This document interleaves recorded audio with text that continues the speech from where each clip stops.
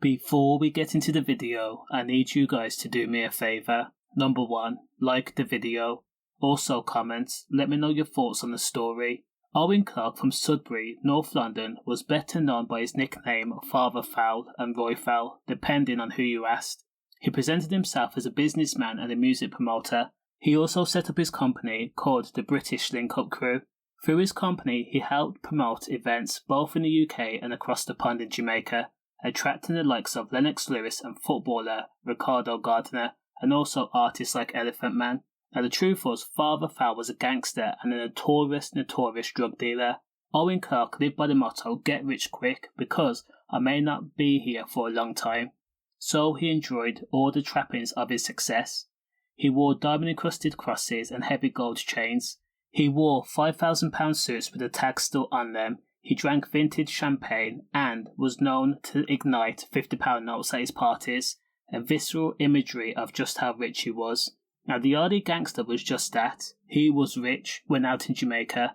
Meanwhile, in Britain, he hid his astronomical wealth. The only thing he kept of value in the UK, apart from his jewellery, was a £25,000 Mercedes. Police say that Father Fowl had recruited up to 20 women. Most of them were Jamaican and hand-selected, such as single mothers and college students, and they transported large quantities like crack and coke. Now these women took regular trips between the United States, the Caribbean and the UK. Once the women arrived in the UK and managed to get past customs, they used Eurostar to bring in millions of pounds worth of Class A gear. Now Father Fowl lived up to his name because the women were not paid in cash for their services. What he would do is he would pay them in Class A gear, in drugs, and take them on shopping trips, and also let them stay in 5-star hotels for the night, material items and substance used to keep them hooked. Now once Father Fowl had the drugs, his Yardie gang would then take the gear to his safe houses. He had multiple of them, and then the gear would be sold up and down the country. Now police say that Father Fowl, real name Owen Clark, was running his drug operation in at least 5 different countries. The profits he made were in the millions, and it enabled Father Fowl to transport 3 brand new drags from Britain to Jamaica.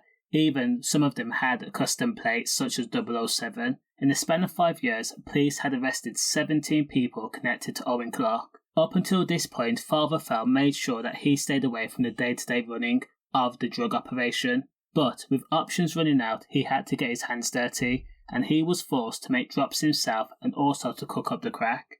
Police surveyed him and built up a strong case on toward the kingpin, and then his home was raided in 2004 by the Met in an early morning raid, and Father Fowl attempted to climb out the window. Police searched the Rugby Avenue house and managed to recover 51 kilos of coke, valued at a street value of £1 million. And in 2004, Father Fowl was jailed for 13 years.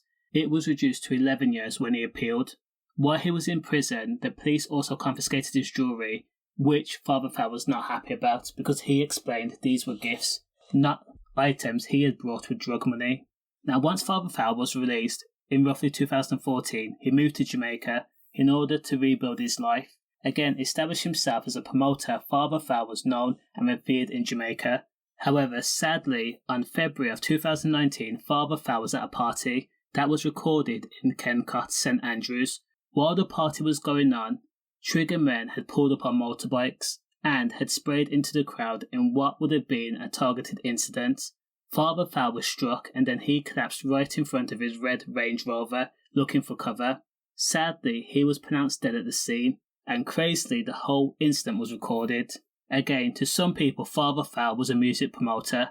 To other people, he was a mentor and a helper, sending a lot of kids to school. And then, on the other side of the coin, Father Fowl was a notorious international drug kingpin, which was responsible for using women to transport his Class A gear to the Caribbean, to the United States, and to Great Britain. The case remains he was a feared man.